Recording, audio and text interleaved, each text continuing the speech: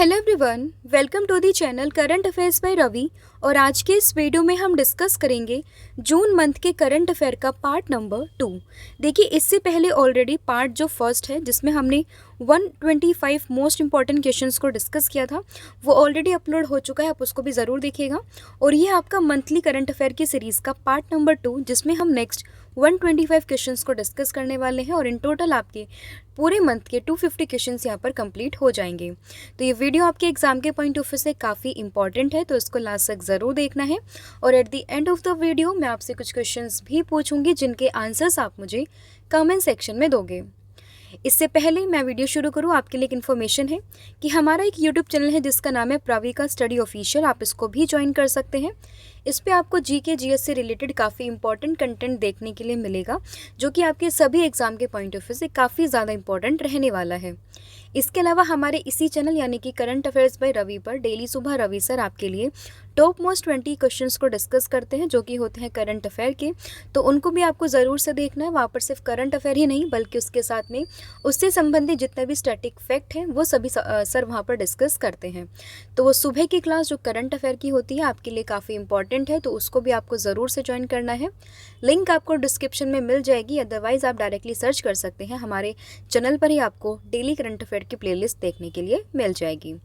तो अब बिना देरी के शुरू कर लेते हैं वीडियो को। और आज की हमारी वीडियो का पहला क्वेश्चन है, प्रधानमंत्री नरेंद्र मोदी का प्रधान सचिव दोबारा ये किसे नियुक्त किया गया है?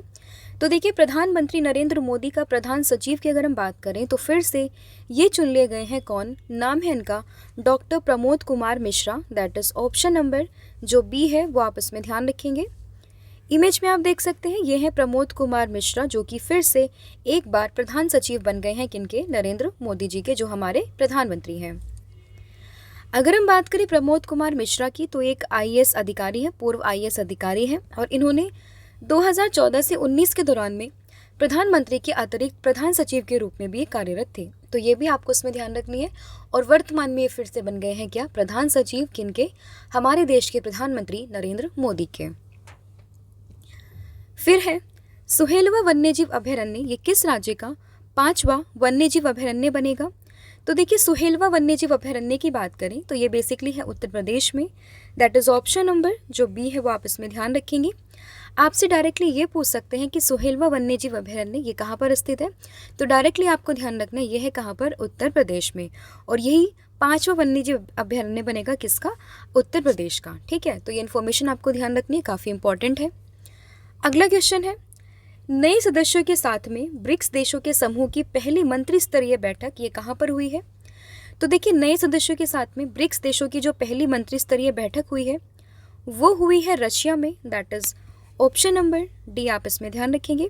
देखिए, इसमें क्या हुआ था, आपने सबने ब्रिक्स का नाम तो सुना होगा, जिसमें हम कहते हैं ब्राज़ील, रशिया, इंडिया, चाइना और साउथ अफ्रीका।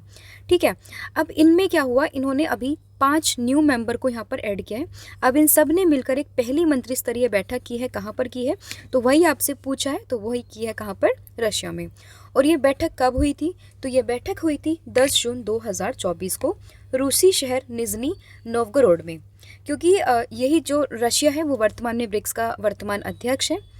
और 22 से लेकर 24 अगस्त 2023 तक जोहान्सबर्ग दक्षिण अफ्रीका में आयोजित 15वें ब्रिक्स बैठक में 6 देश जो कि हैं आपके अर्जेंटीना, मिस्र, इथोपिया, ईरान, सऊदी अरब और संयुक्त अरब अमीरात को यहाँ पर ब्रिक्स में शामिल होने के लिए आमंत्रित किया था।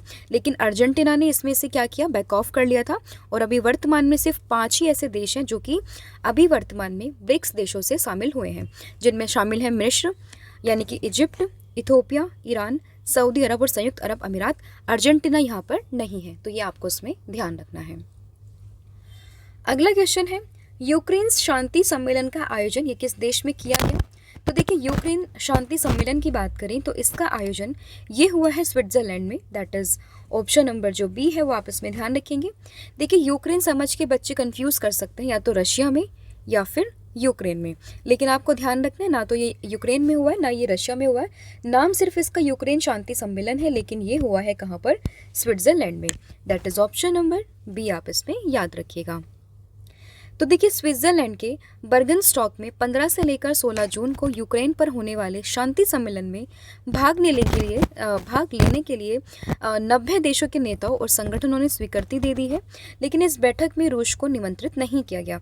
जाहिर सी बात है, देखिए अभी रशिया का और यूक्रेन का वॉर चल रहा है, आप सभी को मालूम है। तो यूक्रेन पीस सम्मेलन यहाँ पर हुआ है, एक तरीके से कह सकते यूक्रेन पीस कॉन्फ्रेंस, लेकिन इसमें कई सारे देश आए हैं, 90 अलग अलग देश यहाँ पर आए हैं, लेकिन जो रशिया है जिसके साथ ये युद्ध चल रहा है उस देश को यहाँ पर निमंत्रित नहीं किया गया, मतलब उसको आमंत्रित नहीं किया गया। फिर है जून 2024 में पेरू के साथ में किस और देश ने अंतरिक्ष अन्वेषण के लिए आर्टेमिस समझौते पर हस्ताक्षर किए हैं? तो देखिए अगर हम बात करें जून 2024 में पेरू के साथ में जो देश है वो है स्लोवाकिया, जिन दोनों ने मिलकर अभी अंतरिक्ष अन्वेषण के लिए आर्टेमिस समझौते पर हस्ताक्षर किए हैं। तो ऑप्शन नंबर जो बी है वो आप इसमें ध्यान रखेंगे। तो देखिए पेरू और स्लोवाकिया ने अंतरिक्ष अन्वेषण के लिए आर्टेमिस समझौते पर हस्ताक्षर किए हैं। पेरू और स्लोवाकिया ने नासा, जो कि अमेरिका की स्पेस एजेंसी है, उसके मुख्यालय में आर्टेमिस समझौते पर हस्ताक्षर किए, जिसके हस्ताक्षरकर्ता देशों की कुल संख्या अब बढ़कर हो गई है कितनी? 42। नासा और अमेरिकी विदेश विभाग ने साल 2020 में आर्टेमिस समझौते यानी कि आर्टेमिस अकॉर्ड की घोषणा की थी, और आर्टेमिस समझौते अंतरिक्ष अन्वेषण और शांतिपूर्ण उद्देश्यों के लिए चंद्रमा, मंगल, धूमकेतु और शुद्ध ग्रहों के उपयोग में सहयोग के लिए सिद्धांतों का एक समूह है। तो आपको ध्यान रखना है, पेरू और स्लोवाकिया के बीच में अभी हस्ताक्षर, मतलब पेरू और स्लोवाकिया ने अभी हाल ही में हस्ताक्षर किए हैं किस पर? आर्टेमिस अकॉर्ड पर। तो काफ़ी इंपॉर्टेंट हो जाता है आर्टेमिस अकॉर्ड का संबंध किससे है, ये भी आपसे पूछ सकते हैं। बढ़कर संख्या कितनी हो गई है? 42, ये भी आपसे पूछा जा सकता है। तो यही आपको ध्यान रखना है। नई जो कंट्रीज़ है वो कौन कौन सी है? तो वो है आपकी पेरू और स्लोवाकिया। अगला क्वेश्चन है विश्व रक्तदाता दिवस 2024 ये कब मनाया गया है? तो देखिए विश्व रक्तदाता दिवस 2024 यानी कि वर्ल्ड ब्लड डोनर डे की अगर हम बात करें तो ये मनता है 14 जून को। That is option number A, आप इसमें ध्यान रखेंगे। तो देखिए हर साल 14 जून को विश्व रक्तदाता दिवस के रूप में हम मनाते हैं, और ये दिन लोगों के बीच में सुरक्षित रक्तदान करने और इसके कारण अन्य ज़रूरतमंद इंसानों के जीवन बचाने के महत्व के बारे में जागरूकता बढ़ाने के लिए इसको हम मनाते हैं। अगर हम बात करें 2024 में इसका विषय यानी कि इसकी थीम की, तो वो है दान का जश्न मनाने के लिए 20 साल रक्तदाताओं को धन्यवाद, यानी कि 20 years of celebrating giving thank you blood donors. फिर है माता खीर भवानी मेला, ये कहाँ पर हुआ है? तो माता खीर भवानी मेला की बात करें तो इसका आयोजन ये हुआ है जम्मू कश्मीर में। That is option number C, आप इसमें याद रखेंगे। अगला क्वेश्चन है जून 2024 में किसे नीति आयोग में निदेशक नियुक्त किया गया है? तो नीति आयोग में जो निदेशक है वो रिसेंटली यहाँ पर नियुक्त हुए हैं। कौन? नाम है इनका Ashish Kumar Das. That is option number C, आप इसमें याद रखेंगे। फिर यूनाइटेड नेशन यानी कि यूएन ने किस वर्ष को अंतर्राष्ट्रीय क्वांटम और प्रौद्योगिकी वर्ष यहाँ पर घोषित किया है? तो अंतर्राष्ट्रीय क्वांटम और प्रौद्योगिकी वर्ष ये अभी घोषित किया है किसको? 2025 को। किसके द्वारा? यूएन के द्वारा, यानी कि यूनाइटेड नेशंस के द्वारा। तो ऑप्शन नंबर जो ए है वो आप इसमें याद रखेंगे। तो देखिए संयुक्त राष्ट्र ने क्वांटम विज्ञान के प्रति जन जागरूकता और समर्थन बढ़ाने के लिए 2025 को अंतर्राष्ट्रीय क्वांटम विज्ञान और प्रौद्योगिकी वर्ष घोषित किया है। घाना के द्वारा प्रस्तुत यह प्रस्ताव अक्षय ऊर्जा, चिकित्सा, वित्तीय समावेशन और सुरक्षित संचार में सतत विकास के लिए क्वांटम प्रौद्योगिकियों के अनुप्रयोग पर जोर देता है। तो आपको ध्यान रखना है, साल 2025 को संयुक्त राष्ट्र ने क्वांटम विज्ञान के प्रति जन जागरूकता को बढ़ाने के लिए अंतर्राष्ट्रीय क्वांटम विज्ञान और प्रौद्योगिकी दिवस वर्ष यहाँ पर मनाना घोषित किया है। फिर जून 2024 में प्रधानमंत्री आवास योजना के तहत कितने नए घर बनाए जाने की घोषणा यहाँ पर की गई है? तो देखिए पीएम आवास योजना के तहत रिसेंटली जून 2024 में 3 करोड़ नए घर बनाए जाने की घोषणा यहाँ पर की गई है। तो ऑप्शन नंबर जो सी है वो आप इसमें ध्यान रखना है। तो देखिए रिसेंटली इलेक्शन हुए थे, फिर से एक बार मोदी सरकार यहाँ पर आई है, तो उसी के नवगठित केंद्रीय मंत्रिमंडल ने प्रधानमंत्री आवास योजना के तहत में ग्रामीण और शहरी इलाकों में 3 करोड़ और घरों को मंजूरी यहाँ पर दे दी है। अगर हम पीएम आवास योजना के आंकड़ों की बात करें तो पिछले 10 सालों में केंद्र सरकार ने गरीबों के लिए 4.21 करोड़ मकान यहाँ पर बनवाए थे और अभी रिसेंटली यहाँ पर 3 करोड़ और नए घर बनवाने की बात चल रही है। तो यह आपको इसमें ध्यान रखना है। वैल्यू आपसे पूछ सकते हैं लगभग कितने, तो आपको ध्यान रखना है ये 3 करोड़ घर यहाँ पर नए बनाए जाएंगे। फिर जून 2024 में पद्मश्री राजीव तारानाथ का निधन हो गया। उनका संबंध किस वाद्य यंत्र से था? तो देखिए, अगर हम बात करें राजीव तारानाथ की तो रिसेंटली इनका निधन हुआ जून 2024 में और इनका संबंध था सरोद से। That is option number D, आप इसमें ध्यान रखना है।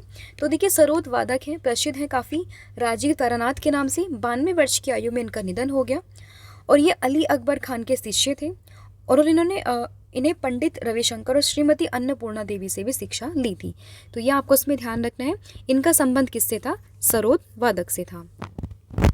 अगला क्वेश्चन है आपका, जून 2024 में जारी ग्लोबल जेंडर गैप इंडेक्स में भारत ही किस स्थान पर है? तो देखिए, ग्लोबल जेंडर गैप इंडेक्स की अगर हम बात करें तो इसमें भारत का स्थान यह है 129वां। That is option number A, आप इसमें याद रखेंगे। तो ये किसके द्वारा जारी किया जाता है? तो देखिए, वर्ल्ड इकोनॉमिक फोरम यानी कि विश्व आर्थिक मंच के द्वारा जारी वैश्विक लैंगिक अंतर सूचकांक के अनुसार भारत 2 स्थान नीचे खिसक कर 129वें स्थान पर आ गया है और टॉप पर जो कंट्री है उसका नाम है आइसलैंड।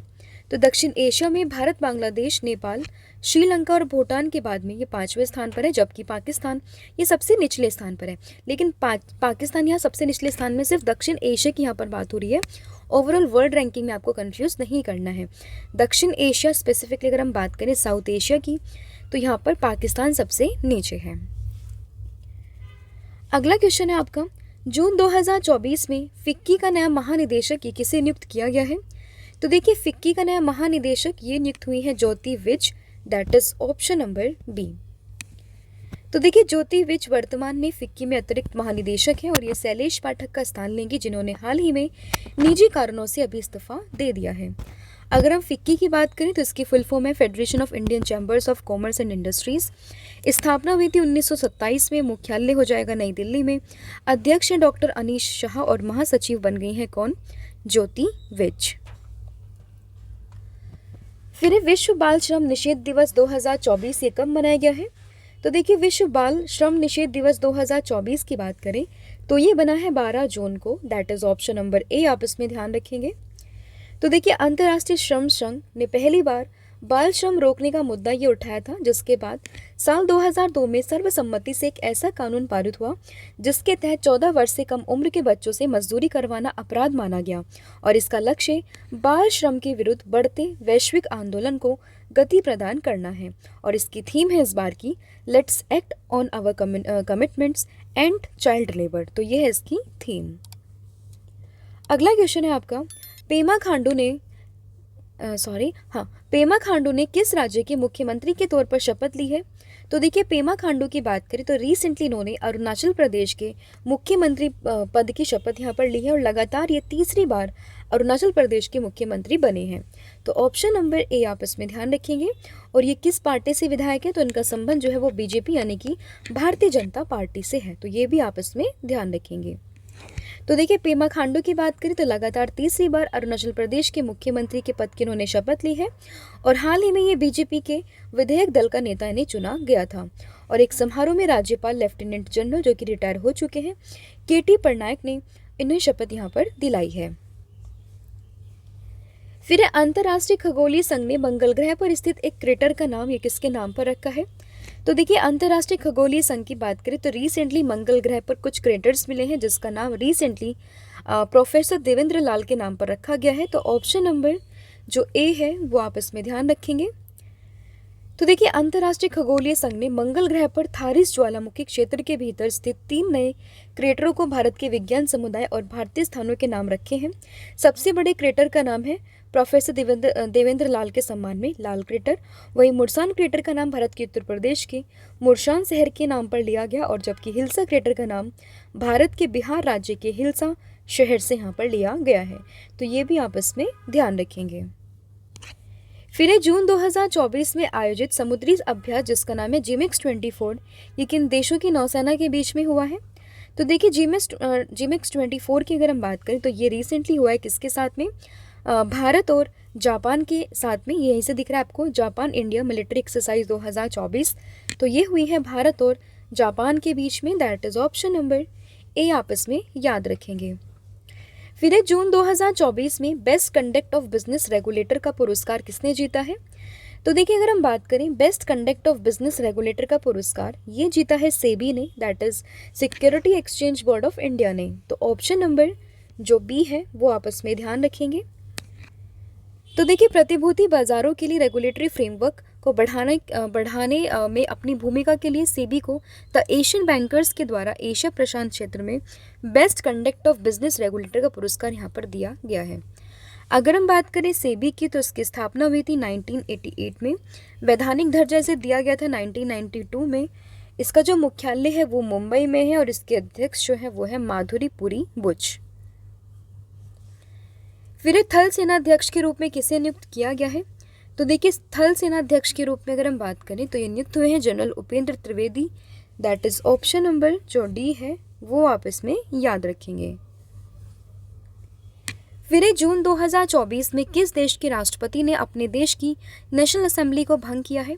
तो देखिए, अगर अभी रिसेंटली जो है फ्रांस ने अपने देश की नेशनल असेंबली को यहाँ पर भंग कर दिया है, तो ऑप्शन नंबर जो बी है वो आप इसमें ध्यान रखेंगे। तो देखिए, फ्रांस के जो राष्ट्रपति थे इमैनुअल मैक्रोन ने फ्रांसीसी संसद और नेशनल असेंबली को भंग किया। ऐसा एग्जिट पोल में यूरोपीय संसदीय चुनाव में उनकी पार्टी की भारी हार दिखाए जाने के बाद किया गया है। चुनाव के यहाँ पर दो दौर होंगे, पहला तो होगा 30 जून को और दूसरा होगा यहाँ पर 7 जुलाई को। तो आपको ध्यान रखना है कहाँ पर हुआ है ये हुआ है फ्रांस में। फिर किसने अपनी आत्मकथा सोर्स कोड माई बिगनिंग्स का अनावरण किया है? तो देखिए, सोर्स कोड माई बिगनिंग्स का अनावरण ये किया है बिल गेट्स ने, that is option number C आप इसमें ध्यान रखेंगे। फिर है जून 2024 में कहाँ पर 700 मीटर राष्ट्रीय एकता के पुल का अनावरण ये किया गया?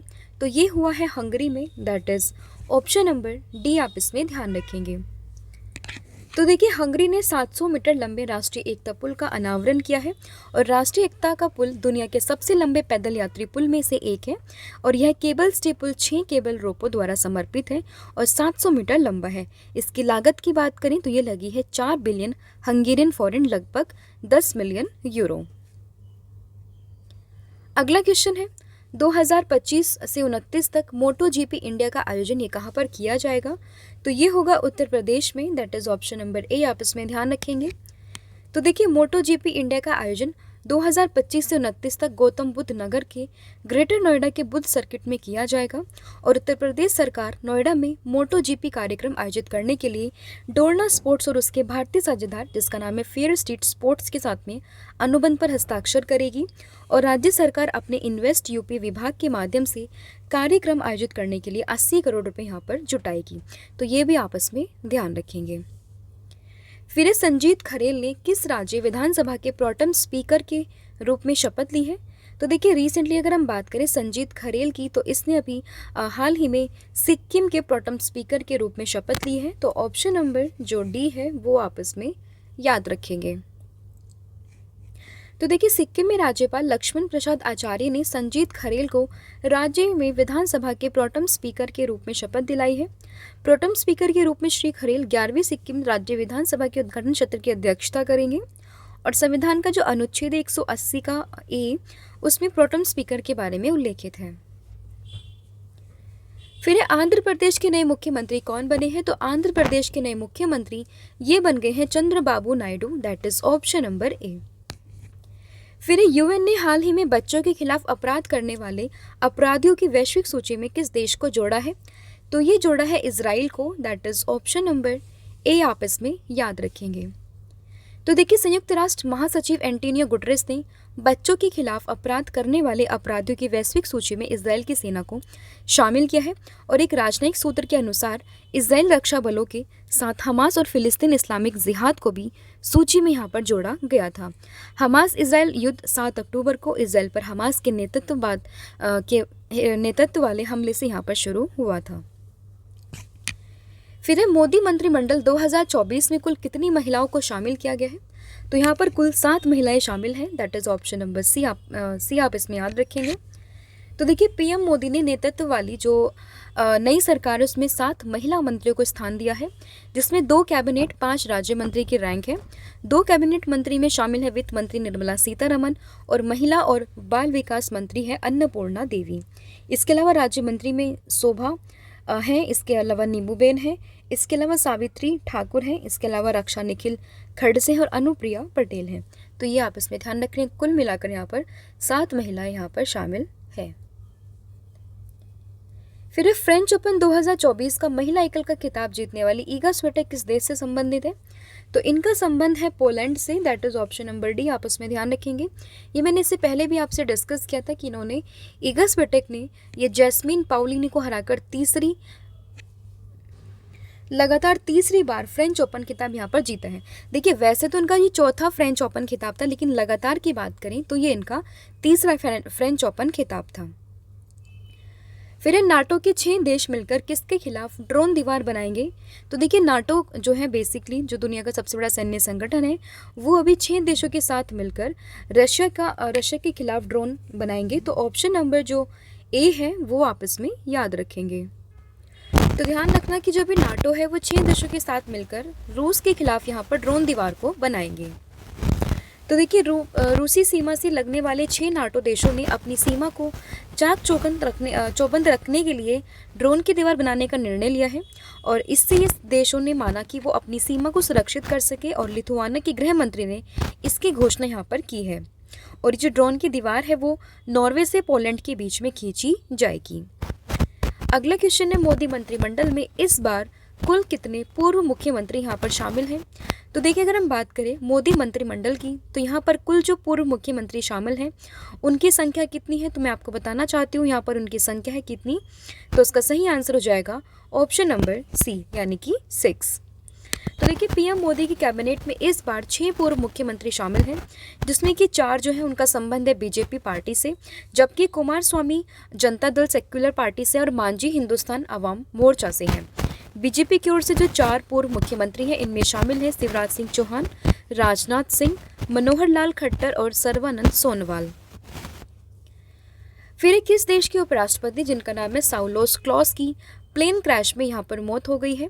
तो इनका संबंध है मलावी से, that is option number A.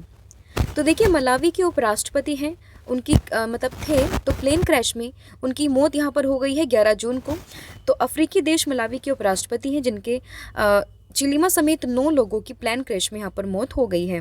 तो 10 जून को एक सैन्य विमान सोलोस चिलीमा को लेकर राजधानी लीलोंगवे से रवाना हुआ था। तो आपको ध्यान रखना है मलावी के ये क्या थे, मलावी के ये उपराष्ट्रपति थे जिनका अभी प्लेन क्रैश दुर्घटना की वजह से यहाँ पर निधन हो गया है।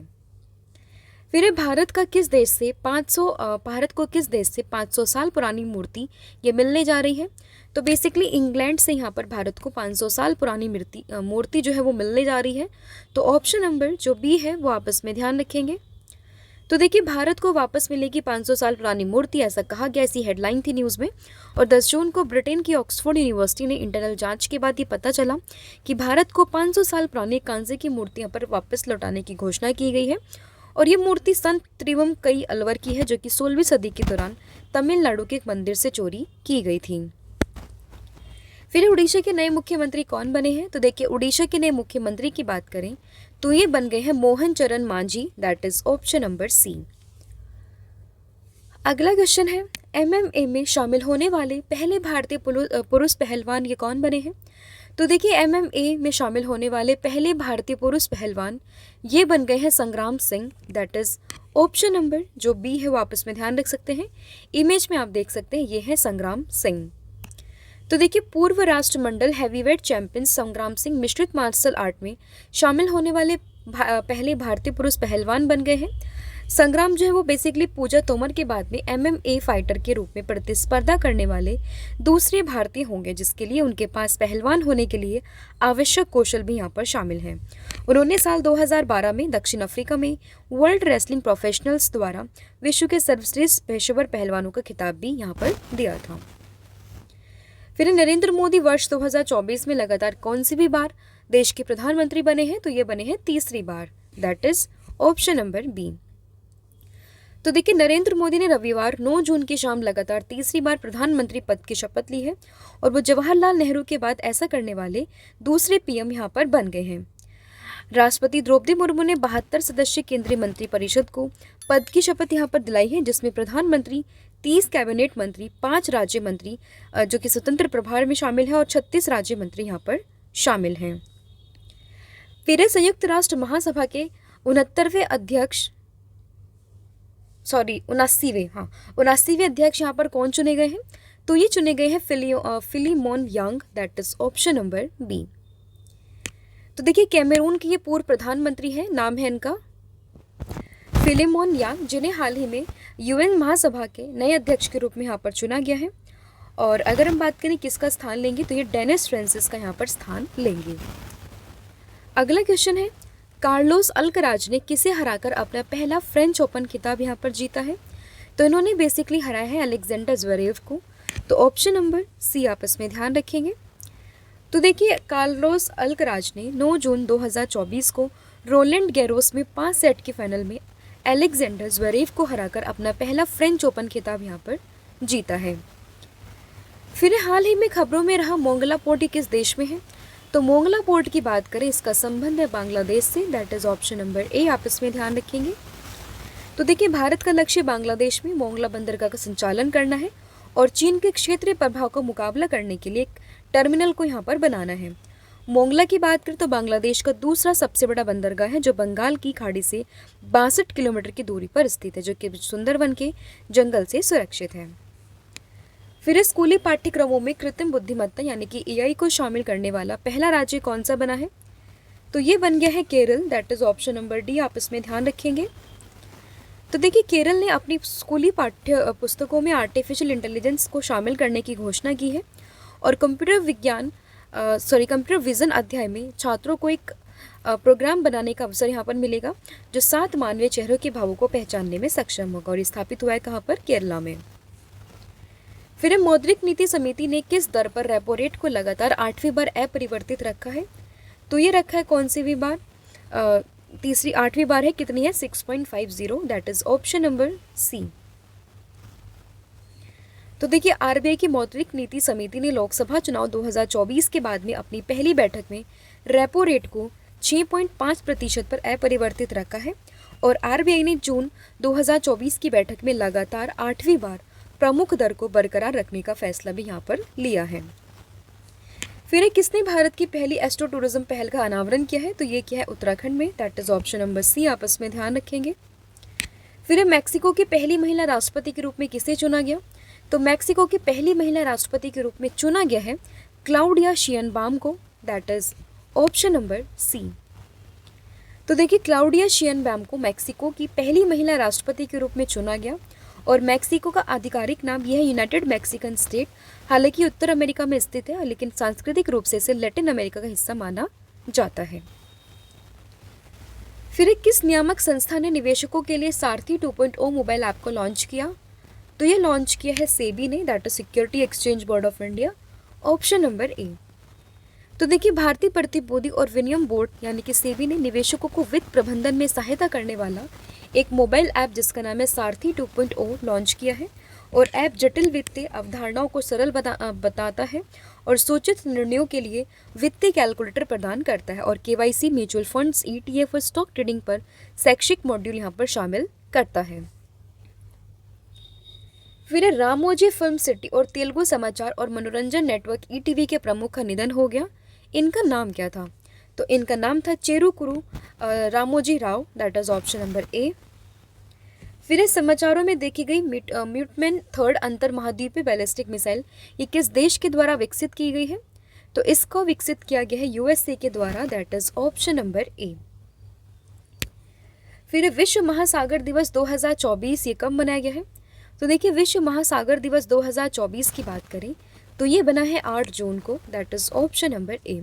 और इसकी जो थीम है वो है नए गहराई को जागृत करना।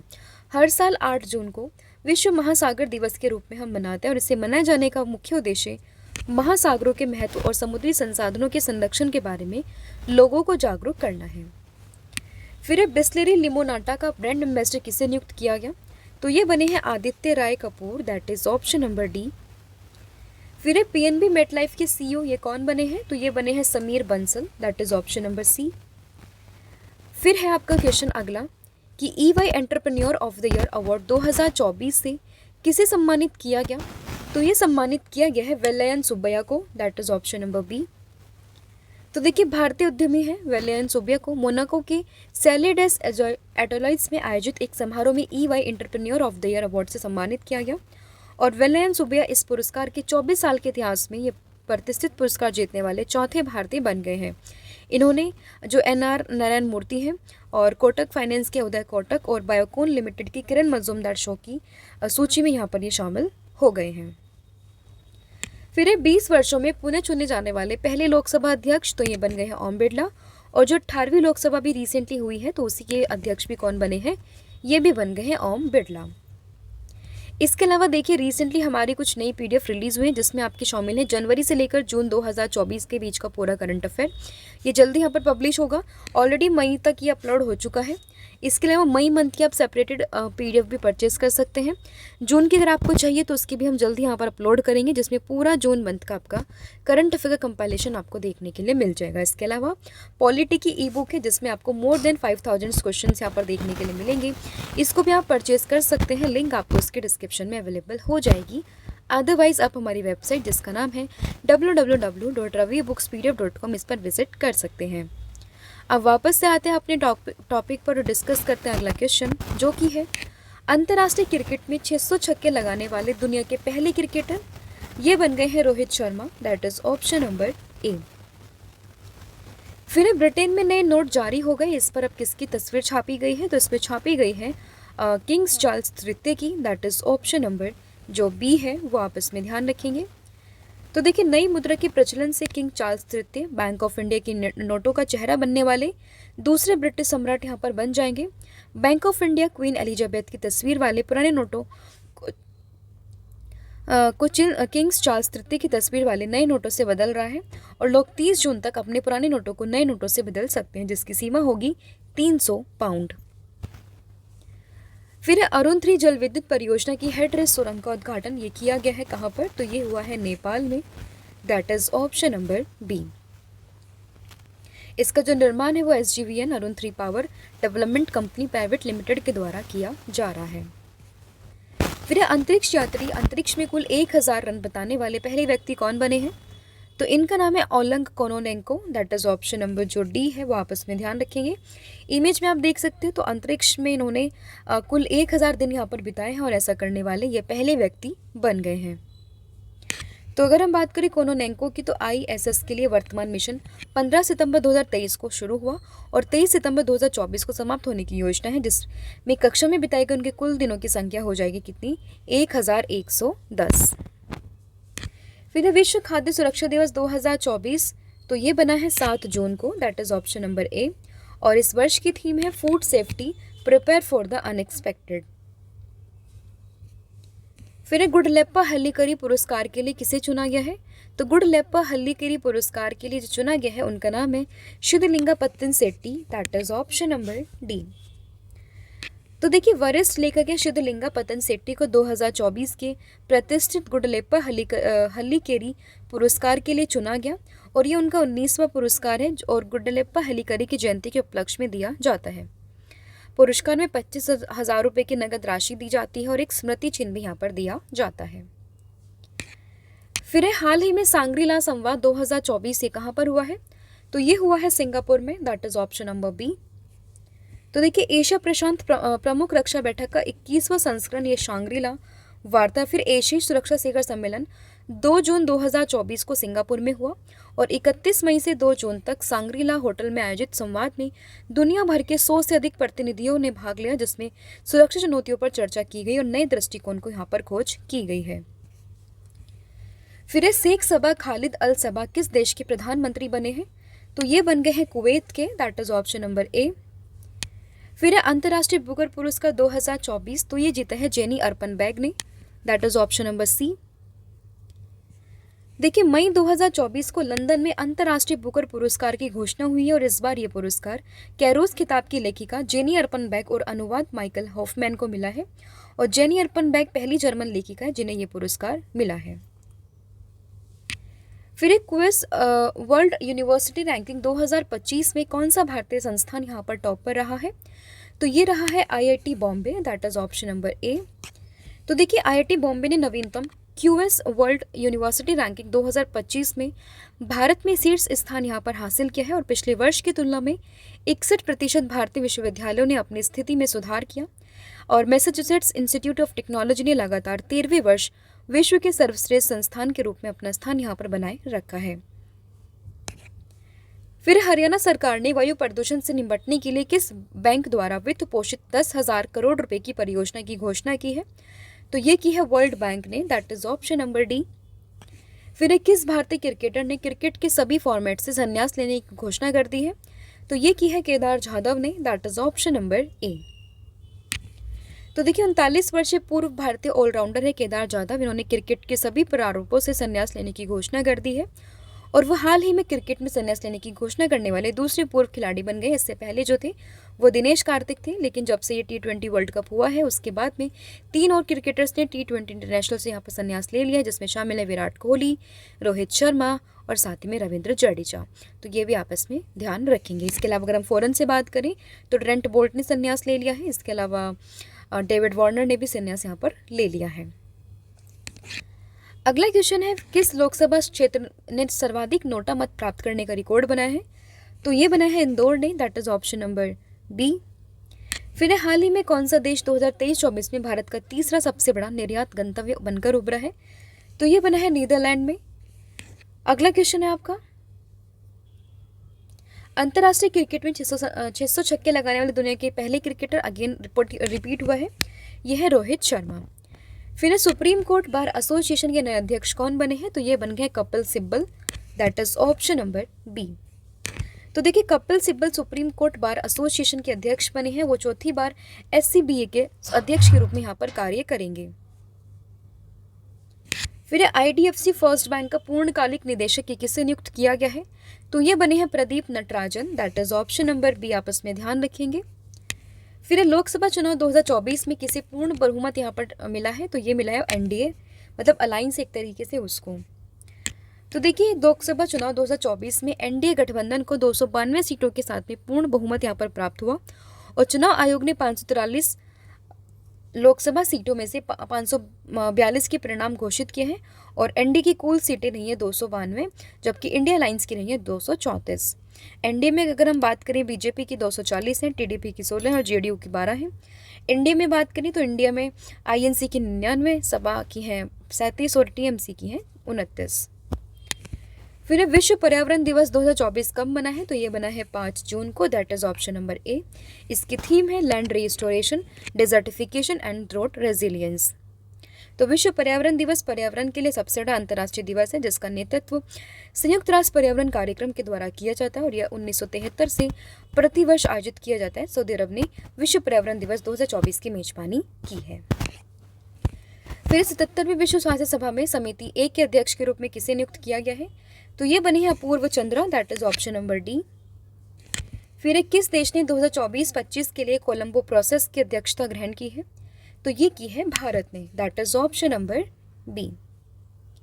तो देखिए भारत ने 2024 से 26 के लिए कोलंबो प्रोसेस की अध्यक्षता ग्रहण की है और कोलंबो प्रोसेस दक्षिण और दक्षिण पूर्व एशिया में प्रवासी श्रमिक मूल देशों की क्षेत्रीय परामर्श प्रक्रिया है और ये विदेशों में रोजगार के संबंध में सर्वोत्तम प्रथाओं के आदान प्रदान के लिए एक मंच के रूप में कार्य करता है। फिर लोकसभा के सचिव के रूप में किसे नियुक्त किया गया है? तो लोकसभा के सचिव ये बन गए हैं Pradeep Kumar Tripathi, that is option number C. अगला क्वेश्चन है, फिर किस देश ने कासा अंतरिक्ष एजेंसी लॉन्च की है? तो कासा अंतरिक्ष एजेंसी ये फिलहाल लॉन्च की है साउथ कोरिया ने, that is option number A, आप इसमें याद रखेंगे। फिर न्यूयॉर्क इंडियन फिल्म फेस्टिवल 2024 में किसने सर्वश्रेष्ठ अभिनेत्री का पुरस्कार यहाँ पर जीता है? तो ये जीता है सान्या मल्होत्रा ने, that is option number C. आपको इसमें ध्यान रखना है कि न्यूयॉर्क इंडियन फिल्म फेस्टिवल 2024 में सर्वश्रेष्ठ अभिनेत्री का पुरस्कार जीता है सान्या मल्होत्रा ने। फिर ये विदेश मंत्रालय ने हर्ष कुमार जैन को किस देश में भारत का अगला राजदूत ये नियुक्त किया है? तो देखिए हर्ष कुमार जैन को रिसेंटली भारत का अगला राजदूत ये नियुक्त किया गया है फिलीपींस में। That is option number D, आपको इसमें ध्यान रखना है। फिर ये अंतर्राष्ट्रीय स्टील सम्मेलन 2024 ये कहाँ पर हुआ है? तो देखिए अंतर्राष्ट्रीय स्टील सम्मेलन 2024 की बात करें तो ये हुआ है रांची में। दैट इज ऑप्शन नंबर ए। अगला क्वेश्चन है कि किस राज्य ने गुटखा और पान मसाला पर 1 वर्ष का प्रतिबंध यहाँ पर लगाया है? तो देखिए गुटखा और पान मसालों पर 1 साल का प्रतिबंध ये लगाया है तेलंगाना ने। दैट इज ऑप्शन नंबर जो ए है वो आपको उसमें ध्यान रखना है। तो देखिए तेलंगाना ने 24 मई 2024 को 1 वर्ष के लिए तंबाकू और निकोटिन युक्त गुटखा और पैन के निर्माण, भंडारण, वितरण, परिवहन और बिक्री पर प्रतिबंध यहाँ पर लगा दिया। और खाद्य सुरक्षा आयुक्त के द्वारा घोषित इस कार्यवाही का उद्देश्य सार्वजनिक स्वास्थ्य की रक्षा करना और हानिकारक पदार्थों की खपत पर अंकुश लगाना है। तो आपको ध्यान रखना है कि गुटखा और पान मसाला पर 1 साल का प्रतिबंध ये लगा है किसने? तेलंगाना ने। फिर एक गाजा संघर्ष के बीच में किस देश ने इजरायली पासपोर्ट धारकों पर प्रतिबंध लगाया है? तो ये लगाया मालदीव ने। That is option number B. तो देखिए गाजा संघर्ष पर बढ़ते जन आक्रोश के जवाब में मालदीव सरकार इजरायली नागरिकों को देश में प्रवेश करने से रोकेगी जो अपने आलीशान रिजोर्ट के लिए प्रसिद्ध है। मंत्रिमंडल कानून में संशोधन करने कार्यान्वयन के लिए एक उपसमिति बनाने की योजना बना रहा है और राष्ट्रपति मोहम्मद मियुज्जू फिलिस्तीनी सहायता और धन उगाहने के प्रयासों के लिए एक विशेष दूत यहाँ पर नियुक्त करेंगे। फिर एक किस एशियाई देश ने एक व्यक्ति पर सुअर का लीवर प्रत्यारोपण किया है? तो ये क्या है? चीन ने। That is option number B.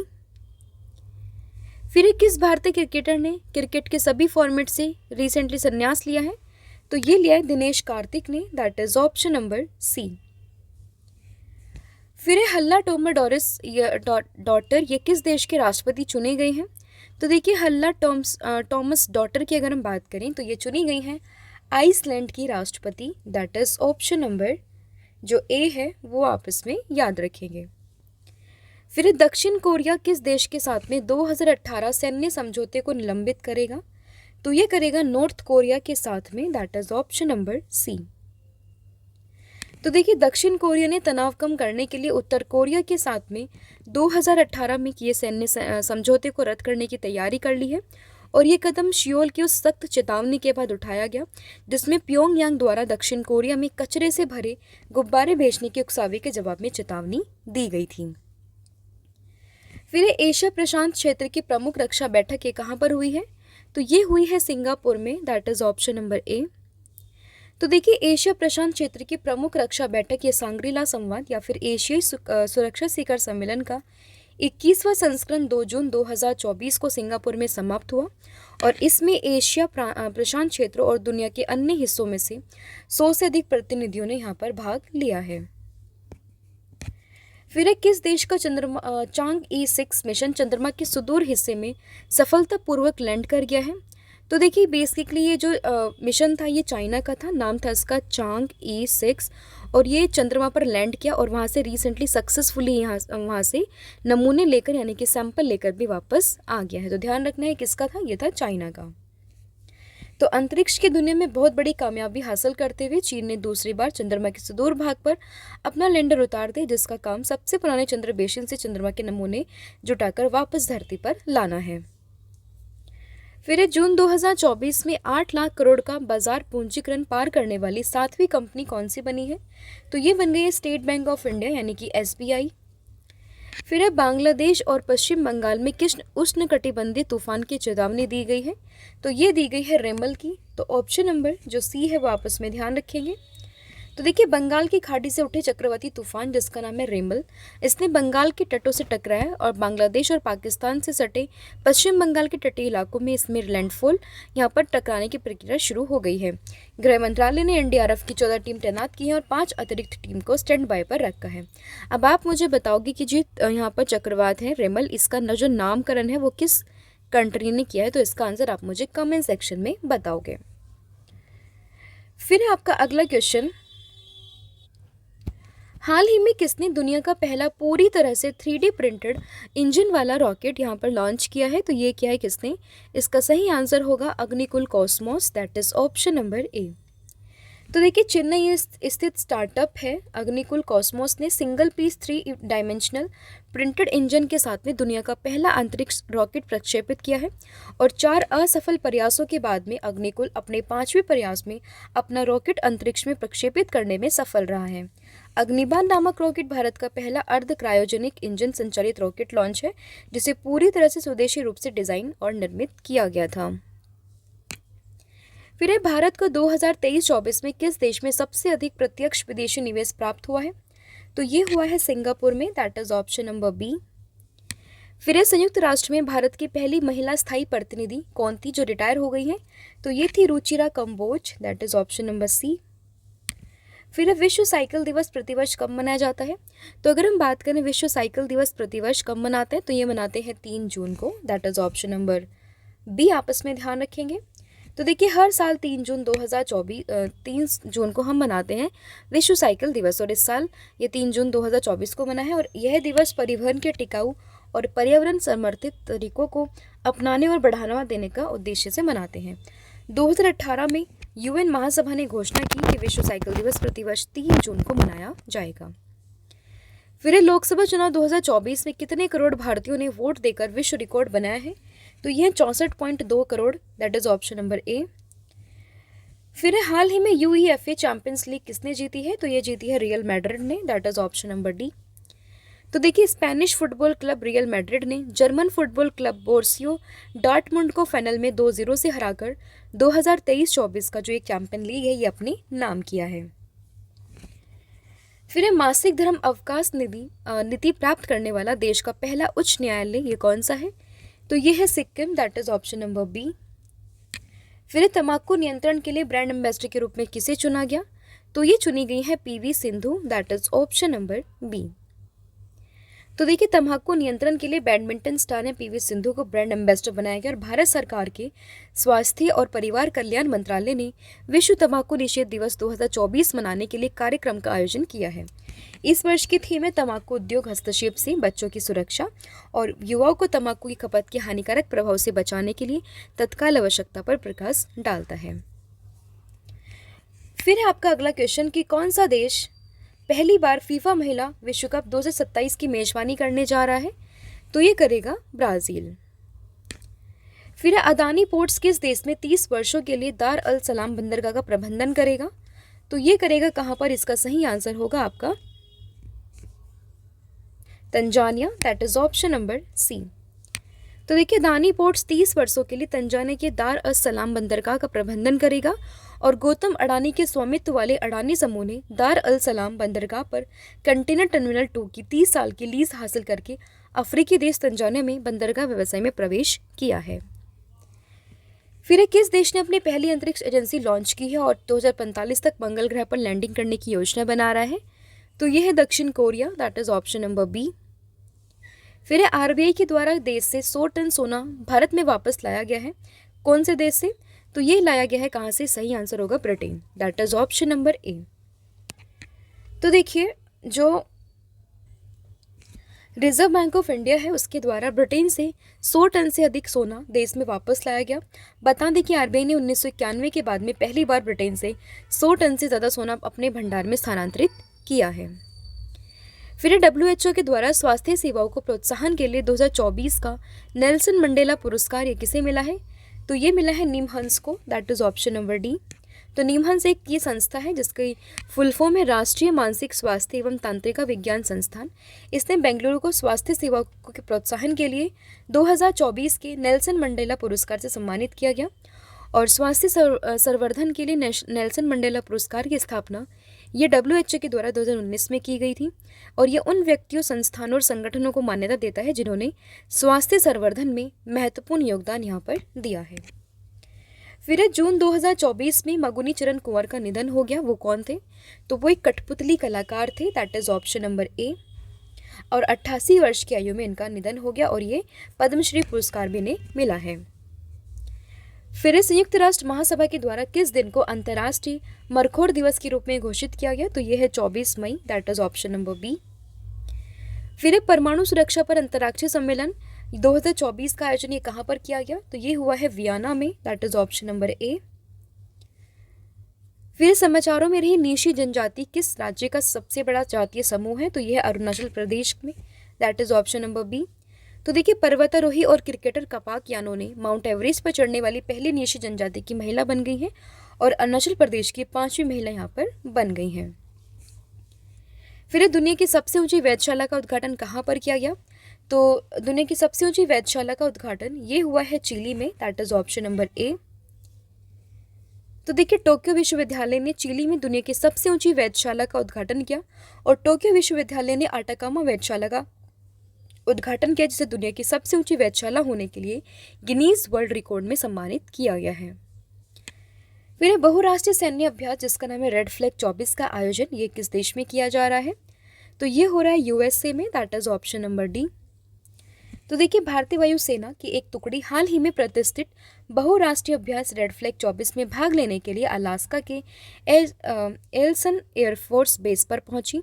इसमें आयोजन 2 फेज में नेवादा में नेलिस एयरफोर्स बेस और अलास्का में एलियंसन एयरफोर्स पर आयोजित किया जा रहा है। साल 1975 से रेड फ्लैग अभ्यास का आयोजन यहाँ पर किया जा रहा है। फिर रिलायंस इंडस्ट्रीज लिमिटेड के द्वारा पहला मल्टी मॉडल लॉजिस्टिक पार्क ये कहाँ बनाया जाएगा? तो ये बनेगा तमिलनाडु में, that is option number C. फिर किस शहर में भारत का पहला शहरी रोपवे बनकर तैयार होगा? तो ये होगा वाराणसी में, दैट इज ऑप्शन नंबर ए। अगला क्वेश्चन है आपका, जून 2024 में एशियाई आर्म रेसलिंग चैंपियनशिप 2024 का आयोजन ये कहाँ पर हुआ है? तो ये हुआ है ताशकंद, उज्बेकिस्तान में। फिर विश्व पर्यावरण दिवस के मौके पर एक पेड़ माँ के नाम अभियान की शुरुआत ये किसने की है? तो ये की है नरेंद्र मोदी ने, that is option number A. फिर किसे एसबीआई जनरल इंश्योरेंस के नए एमडी और सीईओ के रूप में नियुक्त किया? तो ये किया Naveen Chandra Jha, that is option number A. तो देखिए, SBI general insurance company limited ने नवीन चंद्र झा को अपना नया प्रबंध निदेशक और मुख्य कार्यकारी अधिकारी नियुक्त किया। ये किशोर कुमार पेलुदास का स्थान लेंगे। अगर हम एसबीआई जनरल इंश्योरेंस की बात करें तो स्थापना हुई थी 2009 में, मुख्यालय है मुंबई महाराष्ट्र में और एमडी सीईओ बन गए हैं नवीन चंद्र झा। फिर quarterly Symonds best student cities ranking 2025 में कौन सा भारतीय शहर यहाँ पर टॉप पर है? तो ये है Delhi, that is option number B. अगर वर्ल्ड की बात करें तो टॉप पर आता है यूके, जिसमें लंदन है, फिर आपका Tokyo and then Seoul. India में फिर पहले आता है दिल्ली, फिर Mumbai and then Bangalore. June 2024 में किसे फिर 1 साल के विस्तार के साथ में राष्ट्रीय मानवाधिकार आयोग के महासचिव के रूप में नियुक्त किया है? तो यह है Bharat Lal, that is option number C. अगला क्वेश्चन है, जून 2024 में दुनिया के नंबर 1 पैरा बैडमिंटन खिलाड़ी कौन बन गए हैं? तो ये बन गए Suhas Yathiraj, that is option number A. फिर जून 2024 में सोरबनो इसाक बारी दुनिया के सबसे कम उम्र के ग्रेजुएट बने हैं। इनकी उम्र क्या है? तो इनकी उम्र है 12 वर्ष। तो देखिए, अमेरिका में भारतीय मूल के 12 वर्षीय छात्र सोरबनो इसाक बारी ने स्नातक होने वाले सबसे कम उम्र के छात्र बनकर इतिहास रच दिया है और इनकी जो आयु है वो है लगभग 12 वर्ष। फिर सामाजिक न्याय और अधिकारिता मंत्रालय यानी कि ministry of social justice and empowerment ये नए मंत्री कौन बने हैं? तो इसके जो नए मंत्री बने हैं इनका नाम है doctor Virendra Kumar, that is option number A. फिर वर्ष 2024 में प्रथम अंतर्राष्ट्रीय डेयरी फेडरेशन एशिया प्रशांत शिखर सम्मेलन का आयोजन ये कहाँ पर हुआ है? तो ये हुआ है कोची, केरल में, that is option number C. तो देखिए, मत्स्य पालन, पशुपालन और डेयरी मंत्रालय, भारत सरकार, राष्ट्रीय डेयरी विकास और अंतर्राष्ट्रीय डेयरी महासंघ ने संयुक्त रूप से कोची, केरल में पहला आईडीएफ क्षेत्रीय डेयरी सम्मेलन एशिया प्रशांत 2024 का आयोजन यहाँ पर किया है। इसकी थीम है डेयरी में किसान परंपरागत नवाचार। अगला क्वेश्चन है आपका, भारतीय लोक और जनजातीय कला प्रदर्शनी हुनर का प्रारंभ कहाँ हुआ है? तो ये हुआ है दुबई में, that is option number C. फिर जून 2024 में भारत की सबसे बड़ी तेंदुआ सफारी का उद्घाटन कहाँ पर हुआ? तो ये हुआ है बनेरघट्टा जैविक उद्यान जो कि कर्नाटक में है।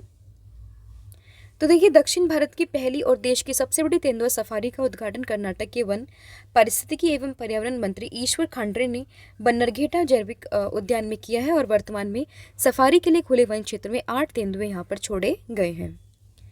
फिर राष्ट्रीय बीमा जागरूकता दिवस 2024 ये कब मनाया गया है? तो ये बना है 28 जून को, that is option number B. तो देखिए, राष्ट्रीय बीमा जागरूकता दिवस हर साल 28 जून 2024 को मनाया जाता है और इस दिन को मनाने का उद्देश्य लोगों के जीवन में बीमा के महत्व को उजागर करने और इससे जुड़ी सही जानकारी को लोगों तक पहुंचाना है। फिर जून 2024 में अंतर्राष्ट्रीय क्रिकेट से संन्यास लेने वाले डेविड वार्नर का संबंध किस देश से है?